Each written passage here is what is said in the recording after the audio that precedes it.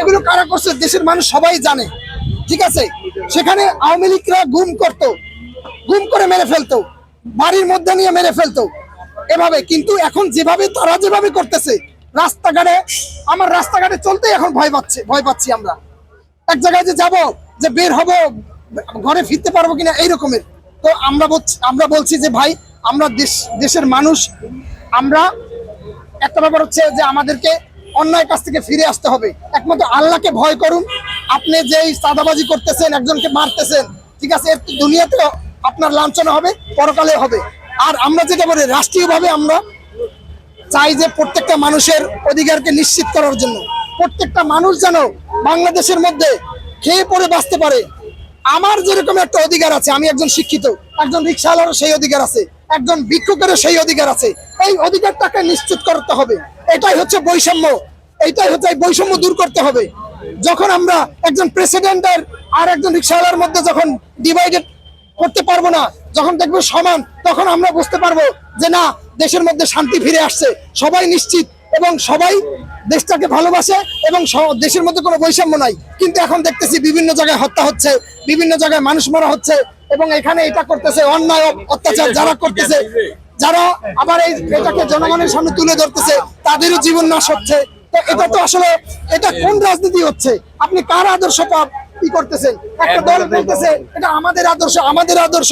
আরে ভাই, আদর্শ মানে এটা কি? এই তেলবাজি বাদ দিয়ে আপনারা ন্যায়ের পথে ফিরে আসেন, দেশটাকে কিভাবে উঁচু নিয়ে যাওয়া যায় সেই চিন্তা করেন। এই তেলবাজি করে যারা, তারাই চাঁদাবাজি করে। এই তেলবাজি যারা করে, এই তেলবাজি যারা করে, তারাই অন্যায় অত্যাচার জুলুম নির্যাতন করে, ঠিক আছে।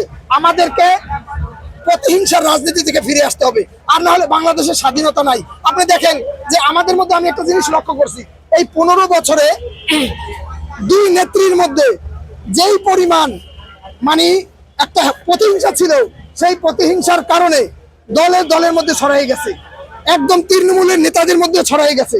যার কারণে একজন রিক্সাওয়ালা আর একজন রিক্সাওয়ালারে একটু লাগলেই বা একটু তুই আমার আগে ঢুকলি কেন, এই নিয়ে ব্যাপক মারামারি। এটাকে আপনারা লক্ষ্য করছেন না? আমি এটা লক্ষ্য করি। এবং একজন বাস ড্রাইভারকে, এটা কি 15 বছর আগে ছিল, 20 বছর আগে ছিল, হাসিনা ক্ষমতার যাওয়ার আগে ছিল? হ্যাঁ, খুব কম ছিল। কিন্তু এখন হত্যা এবং চাঁদাবাজিগুলো বন্ধ করতে কি করা প্রয়োজন? এই জন্য এইগুলো হত্যা বন্ধ করার, এই হত্যা চাঁদাবাজি বন্ধ করার জন্য ডক্টর মোহাম্মদ ইউনূসকে আরো কঠোর হতে হবে। যতদিন পর্যন্ত নির্বাচন না হয় আরো কঠোর হতে হবে।